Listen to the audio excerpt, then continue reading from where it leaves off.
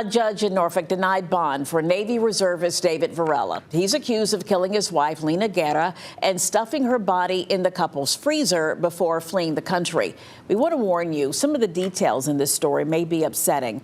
Derek Lytle has tracked this story since Varela left the country. And Derek, a lot of new details came out this morning.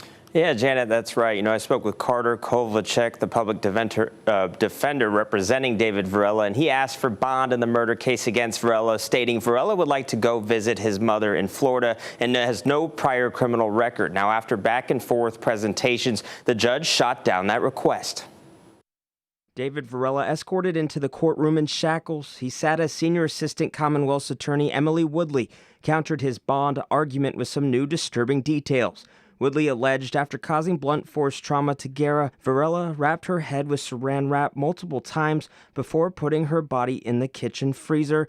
She was likely alive at the time that happened. Having worked on a lot of murder cases in my career, it is always tough on the families to hear the gruesome details of what happened to their loved one. Woodley argued Varela is a flight risk. She says he rented a car, drove to New York, and fled the country, and sent fake photos to Guerra's brother claiming she was in jail in ICE custody. Norfolk Commonwealth's Attorney Ramin Fadahi says as new details emerge, they tried to shield the families of victims, but they have to expose the evidence to prove guilt in the case. This is the part of the trial where you might want to step out and go in the hallway so that you don't hear all of the brutal details. Because there are some things you just can't see and you just can't unhear, but there are things we have to present. We don't have a choice. The very charge of murder is inherently a dangerous crime, and it's hard to think of better evidence for a risk of flight than going literally halfway around the world and having to be apprehended by the federal authorities and flown back by the U.S. Marshals. In the hearing, Varela's lawyer stated Varela has no criminal record.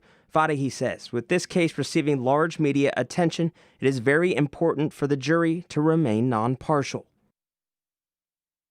Now, Kovalchek, Varela's public defender, told me, quote, Varela is steadfast in maintaining his innocence and will allow the court process to take its course. Now, I had leadership at the Western Tidewater Regional Jail ask Varela if he would sit down for an interview with me. They tell me he declined that opportunity. Derek Lytle, 13 News Now. All right, Derek, thank you. And Varela is due back in court July 21st for a preliminary hearing.